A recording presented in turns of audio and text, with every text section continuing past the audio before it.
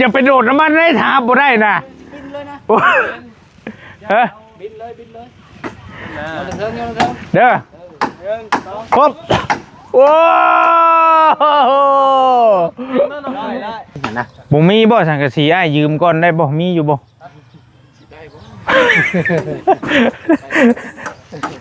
โอ้ฟังเบิ่งเป็นแน่เพราะว่างบได้อยู่ดำแผ่น2แผ่นนะเพราะว่างบในหลังคายังบ่มีเวลาก็ยังบ่มีตายคักเนาะแล้วบานประตูตรงนี้แล้วโดยมันก็แม่นความลาวอยู่เพราะว่าเฮามุงก่อนแล้วมันสิบ่แดดเนาะมันสิบ่แดดแล้วเฮามาเฮ็ดปูเป็นหยังเฮ็ดไปฟ้ามันก็ห่มหั่นน่ะใช่ไปทางใดเฮ้ยทางไหนไปทางไหนลุงก็ได้ก่อนเด้อไปหับก่อนเด้อเดี๋ยวเรามากันคือบ่ถือไว้ก่อนเดี๋ยวบ่อย่าหม่งไข่แล้วเด้งนี่บ่โอ้ทางนี่รับไปบ่ดีเลยรับแต่มันโอ้ยฮับแต่แม่ดิน้องรับเป็นหน่วยบ่ฮับเล็กหน่อยนี่หั่นเลยปุ๊บโยกหัวเฮ้ยนี่อันบ่บุญน้องเพื่อนได้หมดเลยเปิดแปลงขนมพายโถคักแล้วเพื่อนน้องพรนี่แต่ว่าขาดสังกะสีบั่นพี่น้องนี่เนาะโอ้เฮ็ดจังได๋สิได้โจ๊ะปูเป็นหยังนี่แล้วไปก่อนเฮ็ดจังได๋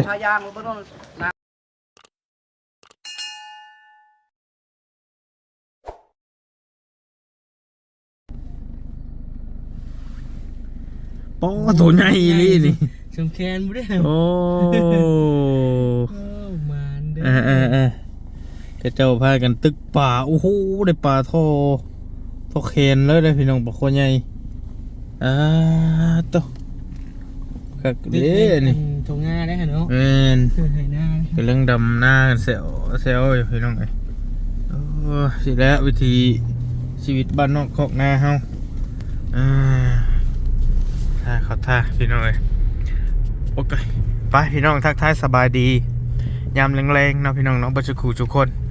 ได้แล้วเป็นยังอันจะหน่อยสิปิดไกลชั่วไกลโอ้ยบอลลี่เดินทางมาหาน้องพรแล้วก็มาเบิ่งน้ำบาดาลคือบอลลี่ว่าอะไรที่บอลลี่ทายที่บอลลี่เจาะให้น้องเพิ่นน้องดอกอ้อเฮา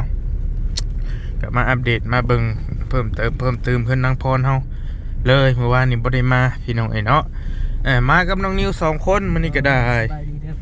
มากับน้องนิวพี่น้องมากันส่งแรงๆเพราะว่าไปหาสเตลนี่บอลลี่ก็ได้ออกเมื่อกับมืดพุ่นแหละใครอยู่มีหมู่อยู่มื้อนี้แต่เก่ามาผู้เดียวโหลดโอ้ยน้องพรเว้าให้ฟัง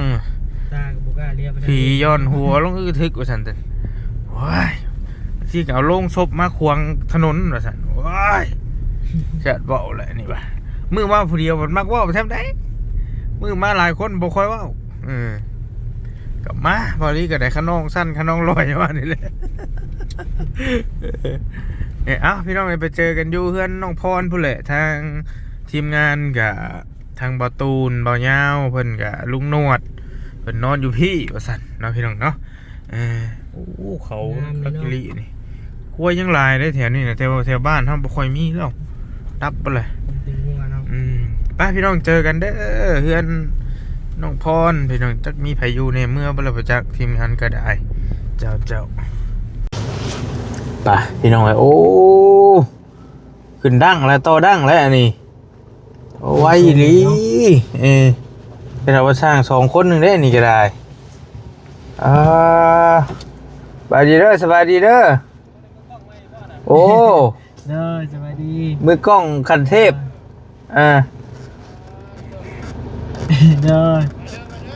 ซื้อปิ้งไก่ช่วยเด้โดย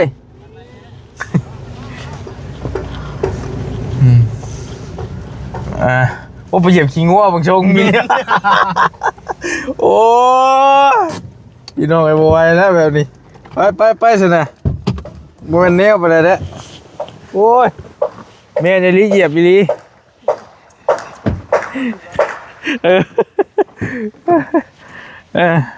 เหยียบขี้งัวมินกุ้มรถตายคักแบบนี้ มาพี่น้องมาจะไปหาทางน้องๆคนก่อนกับบริซื้อปิ้งไก่มาฝากน้องเพิ่นอยู่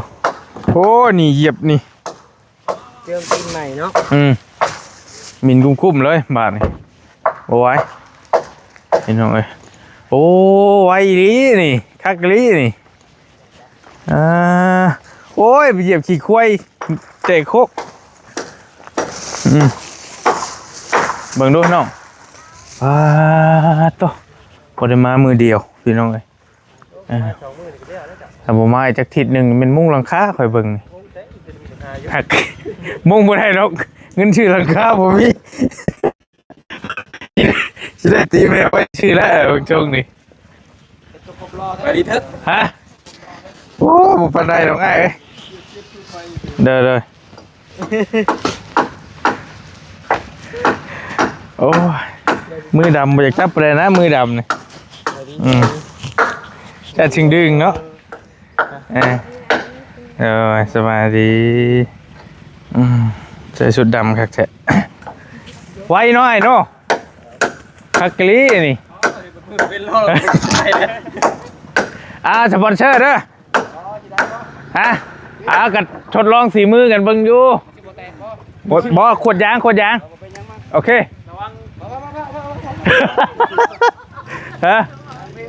เด้ออย่าไปโดดน้ำมันได้ถามบ่ได้นะบินเลยนะบินเลยเด้อครบโอ้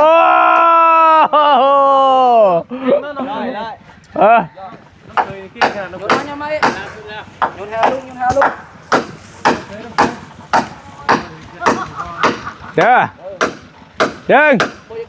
ฮึบป๊บโอ้คักเขาท่า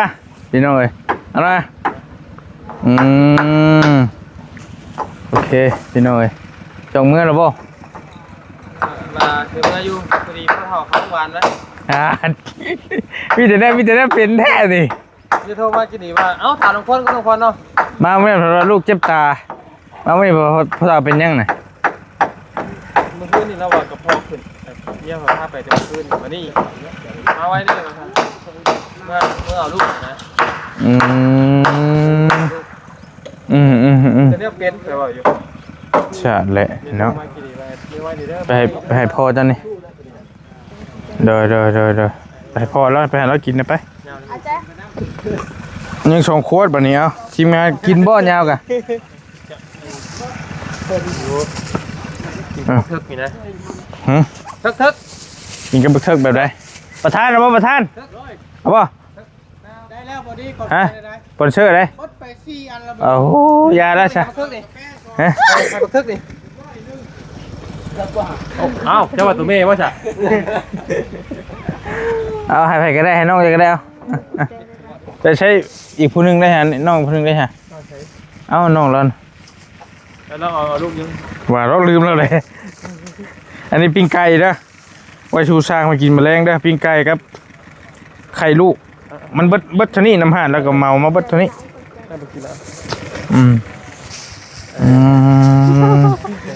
โคเลยให้โตคอยกันเสื้อเจ้าอยู่โดยมากำลังนิ้วมันนี่ก็ได้ปูเป็ดแล้วบ่ทดลองสิบ่โดยตัวเดินน้องเด้อสบายดีเด้อสบายดีมา2 คนพอเมื่อพ่อบ่ย่านแน่ว่ะแม่นแล้วพ่อผีบ่ย้อนหัวใช่โยน้องเพิ่นว่ามื้อน่ะบางชิ้นก็เอาโลกชบขวางทางบ่ซะอยู่เฉยๆนี่แหละทางเมือนี่บางมื้อก็ย้อนหัวใช่บ่ซะโย2 มื้อเลยเมื่อผู้เดียวรถก็น้องร้อยไปค่อยก็ได้บ่ฮับล็อกตัวน่ะวัดแดงเขียวฮับอยู่กินรถ เอาคือจังที่เนาะพี่น้องก็คงจะได้เห็นไปในคลิปนั้นแล้วพอดีเพิ่นว่าบ่ดีถ้าเป็นไปได้เด้อเราถ้าว่ามีงบเราเราวางแผนตัวนี้แล้วเราว่าอยากมุ่งหลังคาก่อนเนาะพอได้ทนแดดทนฝน โอ้ยเนาะ เฮ็ดนี่แต่มันจังสิง่ายนะ บ่มีบ่สังกะสีอ้ายยืมก่อนได้บ่มีอยู่บ่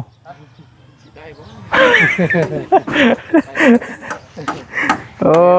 โอ้ยฟังเบิ่งเป็นแน่เพราะว่างบ เขาได้อยู่ดำแผ่น2แผ่นนะ เพราะว่างบในหลังคายังบ่มี อื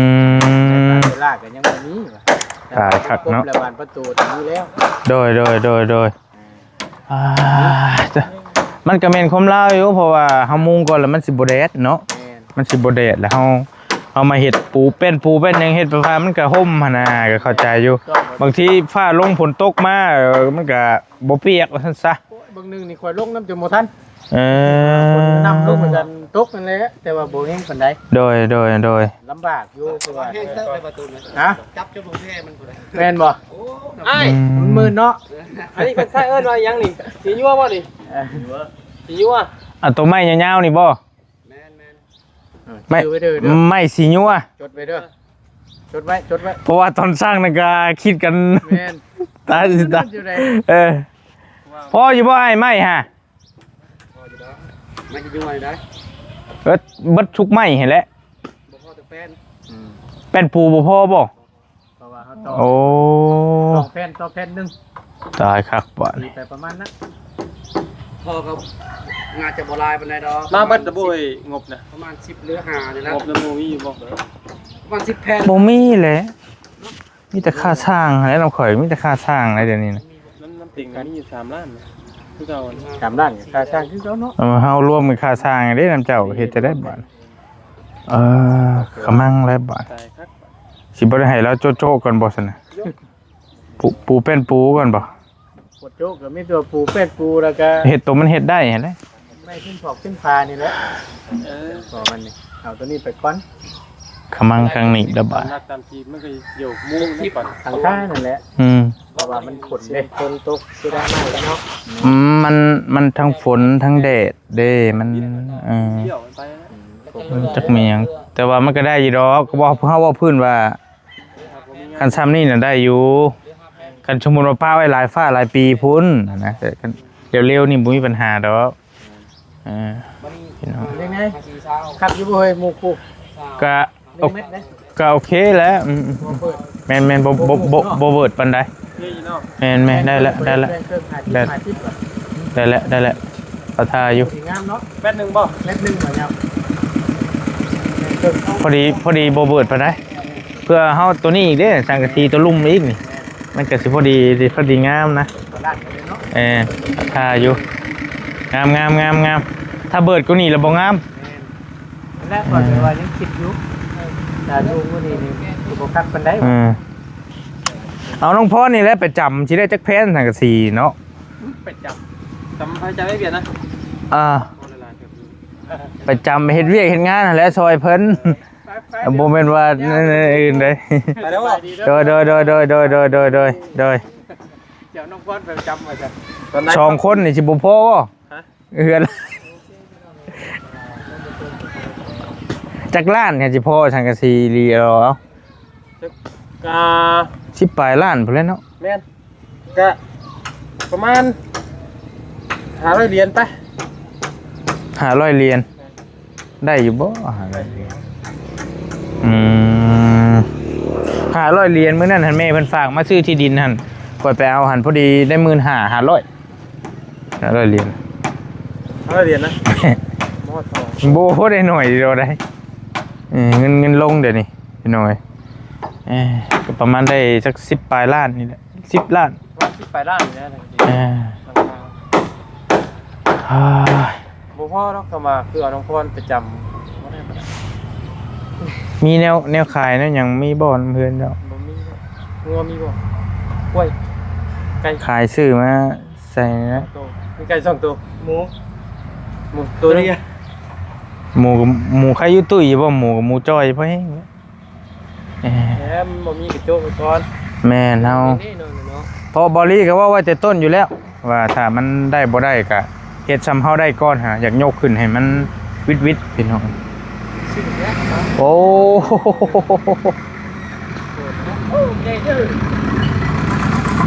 บุกบืนน้ำห่วยพระญาติเนาะโอ้โหเดี๋ยวว่าอะไร บัดลงก็ได้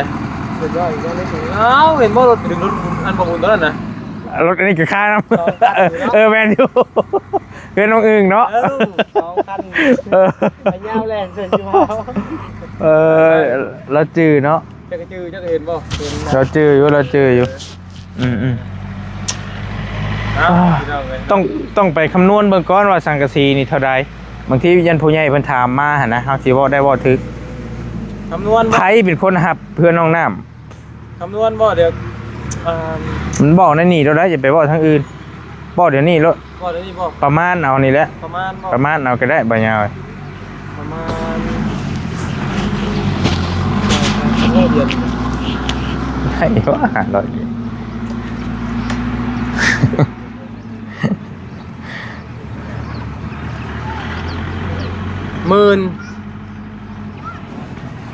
500 เหรียญนี่มันได้อยู่10 ล้านนึงใดเอา20,000นะ20,000แก่ๆเอากัน20,000แก่ๆผมว่ากับเหยียบพันบลอนผู้ใดบ่อันนี้ก็ดีข่อยสิไปทางอันในอันแอปก่อนใน Messenger ก่อนเพราะว่าข่อยได้อัดขอความเสียงบอกผู้ใหญ่เพิ่นอยู่ตอนนั้นเพราะว่ามีอันก็ส่งถามบ่จันแล้วเนี่ยหลังคาตอนนั้นเพราะว่าบ่จันหลับหลังคาจะลงน้ำโอเคเจ้าก็บ่อยากจื้อปานใดแต่ว่าข่อยลืมแล้วว่ามันจะราคาเท่าไหร่นะแล้วข่อยสิกลับไปพังบองอันมีแต่ให้เราจดอีกก็ได้มันจะง่ายสังกะสีนี่แล้วเอาจักเม็ดเอาไปสังกะสีบ่ใหญ่ก่อนแม่นสังกะสีลูซิ่งนี่แล้วโดยเอาไผหญ้าก็ได้ไผหญ้าต้องเคยพญาบ่เคยเฮือนบักงามใส่ไผหญ้าติโยจำเป็นอันนั้นไอ้ทำไมรู้ฮะมันจำเป็นแล้วมันบ่มีแล้วก็จังว่ากันพังไปไม่เลยใช้ไม่ตัวใดตัวนี้บ่มาขึ้นเทิงพุ่นบ่พี่ช่างเราอยู่พี่ดิ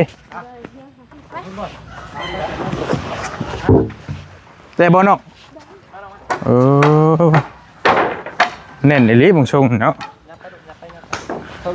เดี๋ยวให้ประธานยกไปบอกได้ประธานดิเงิน1 ตีต่อว่ายังน่ะมาชวนก้นกันน่ะนี่ใช่ไปทางใดเฮ้ยไปทางไหนไปทางไหนลุงก็ได้ก่อนเด้อไปหับก่อนเด้อเดี๋ยวเรามากันคือมาถือไว้ก่อนเดี๋ยวบ่จะหมงไข่แล้วเด้งนี่บ่โอ้ทางนี่รับไปบ่ดีเลยรับแต่ได้บ่กระบะเมียนั่นกระบะข่อยบ่เป็นหยังกระบะเมียเราพี่น้องเอ้ยบ่ได้ตายได้ไข่แตกนะบ่ตายก็ยะตายก็ซ่อนมากเอ้าเฮ็ด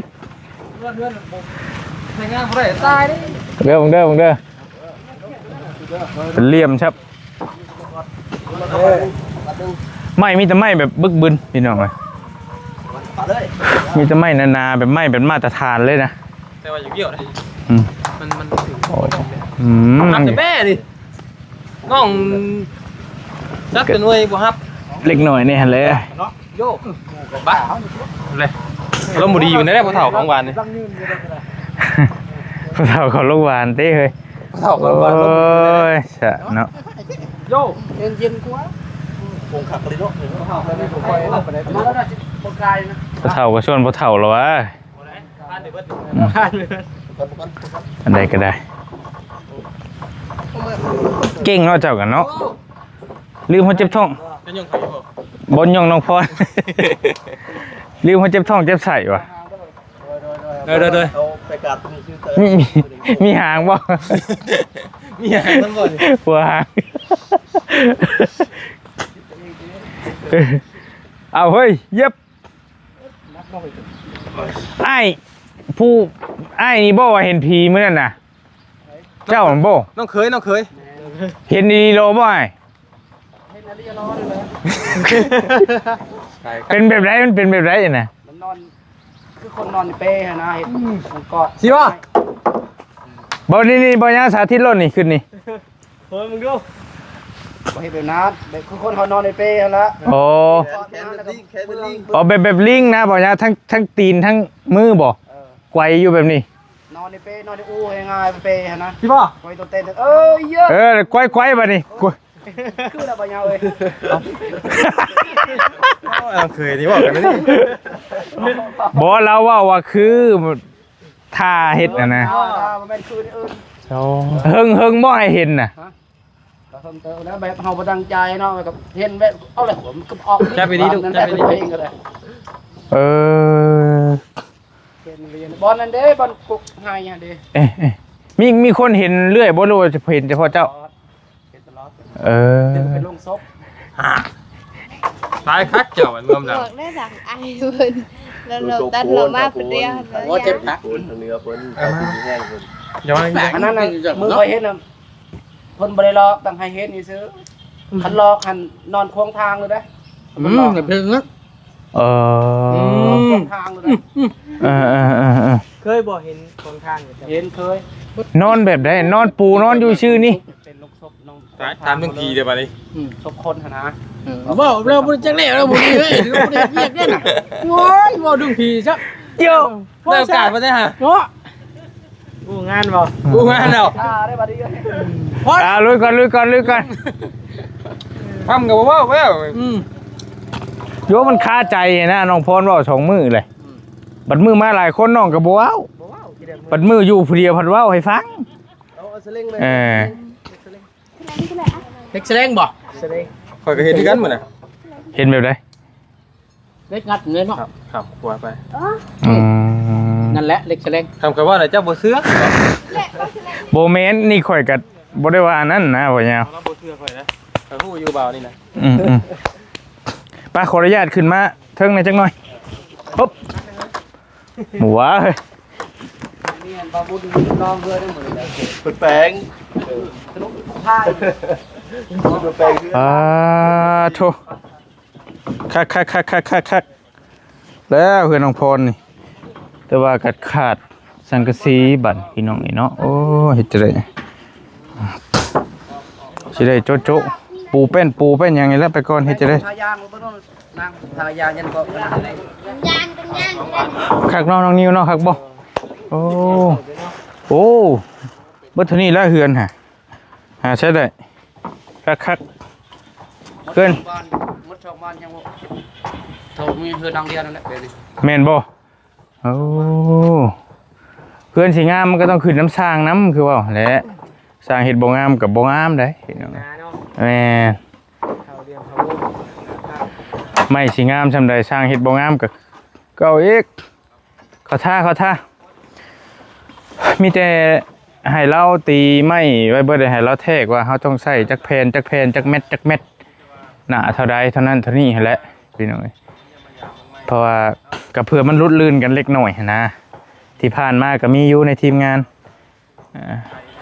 เรา10 ปลายล้านพุ่นแหละ บ้านนั้น พุ่นแหละ10 ปลายล้านประมาณ 20,000 กว่าบาทพุ่นแหละพี่น้องจังสิพออันนี้เพราะว่าเฮาเอาแบบหนาๆในจักหน่อยหั่นนะถ้าสังกะสีคือมุ้งเหล้าธรรมดามันก็บ่แพงกันแบบน่ะเบิ่งได้หำเอ้ยกันคือว่าสังกะสีแบบเฮาใช้นี่มันก็อยากแพงแน่มันหนาๆแน่ว่าซั่นซะเพื่อนน้ำ แม่นเฮาใส่ไปนั่นมันก็บ่เข้ากันอีกพี่น้องสั่งซิโน่เลยบ่ ปากก่อนเด้อ ได้ สั่งเดซิโน่เลยบ่ ก็บ่ว่าที่แถวนี้ก็มีติ มันเบียดอันนี้มันแทะเลยมันตัดให้เราเลย โดย ว่าจักแม่มันก็แทะ สั่งมาจะพุ่นเขาเจ้าสิไล่ค่า มาส่งนี่ ค่าส่งค่าน้ำมันอีกแหละโดย เราเห็นบ่าวนี่ก็บ่าวนี่มาแล้ว โอ้เห็นคนรอมันกันนั่นแล้วอ่ะผู้สาว ปันไดรับจ้ะนะ ข่อยก็บ่ได้เว้าข่อยก็เว้าแท้นี่ เนาะหมอนี่ก็ได้คักพี่น้องพอดีงามดังมันนี่กับพอดีบ่เบิดบ่ก้มปานใดพอดีโตพอดีจุบ่สายไฟอ้าย50เซนบ่จุดอกในนึง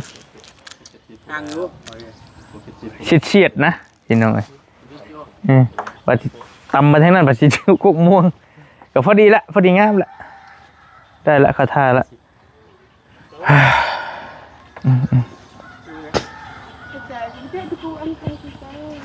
เบิ่งนั่งอกหักบ่ลูกบ่เป็นนี่บ่ทันกบน้อยเนาะเป็นนี่เนาะมุ่งก่อนให้มันห่มก่อนหน่อยนึงขึ้นมาดูหาน้องพรขึ้นมาเบิ่งดูน้ำบ่ได้ให้ไปเบิ่งน้ำเขาเลยบ่จักอยู่หลังใดยังอยู่บ่ไล่ชงบอกน้ำกุมอยู่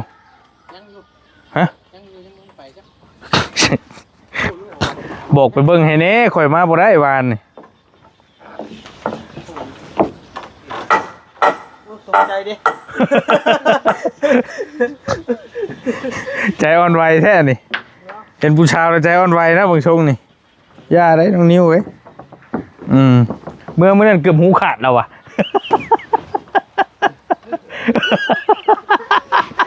หูแล้วว่าบอกแบบนี้กันนะจังแล้วแม่นแล้วน้องนิ้วเมื่อนั้นเกือบเอ็นหูขาดแล้วเซลล์ลายแล้วบ่พี่ผู้นี้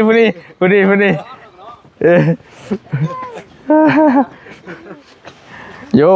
เนาะเบาลายติดใจทั้งพี่เลยกับพ่อแห้งได้มักโย่หรอ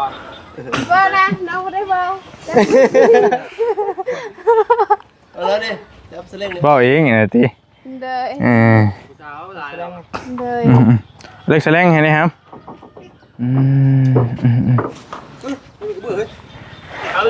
ใช่ครับใช่วันอาทิตย์ออกบ่อยอยู่ห้องนี้น้องเนาะน้องเสียเอาเนาะไปถึงเมื่อก่อนเด้อเจ้าขอบใจใจได้ไรโชคดีเห็นแล้วพังนี่เด้อเสียงโทรศัพท์น่ะมันนอกตามทางนี่แหละเอารถยังเอาอีเล่บ่มานี่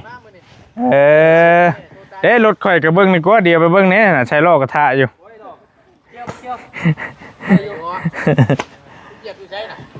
ชักอยู่ใช่เป็นชักร้อยโตมันเลย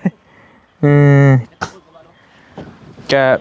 พี่น้องถามเข้ามาอยู่พี่น้องว่าเฮาสีเฮ็ดเฮือนให้น้องเพิ่นสิกั้นห้องอยู่หม่องใดเจใดนะคือสิกั้นเป็น2ห้องเนาะห้องนึงน่ะคืออยู่นี่แหละเสานี่แหละมานี่ห้องนี้เต็นหมอนี่ก็ได้เป็นห้องนึงยับมานี่แล้วเป็นห้องนึงอยู่ในห้องนึงและมากั้นอยู่หม่องมะขามนี้กั้นอยู่หม่องมะขามนี้ทางเข้าอยู่นี้อันนึงป่าบุญมาเจ็บเด้มาสั่งตกบ่ลมมือพี่น้องเบิ่งขึ้นน้องน้ำนะพี่น้องเบิ่งขึ้นน้องน้ำได้กันแล้วเบิ่งขึ้นน้องน้ำกันแล้วคือเขาสิกั้นห้องอยู่นี้ทั้งหน้า2ห้องนี่เลยแม่นมองนั่งเล่นมองใส่ลูกติงอ้อมอันนี้เป็นห้องโถงไงเพราะว่าน้องเพิ่นเลือกห้องทั้งนี้เด้หรือว่าเชียดแต่เฮือนน้องใช้หั่นกั้นแบบนี้2ห้องแบบนี้ห้องอยู่นี่ห้องนึงอยู่นี่ห้องนึง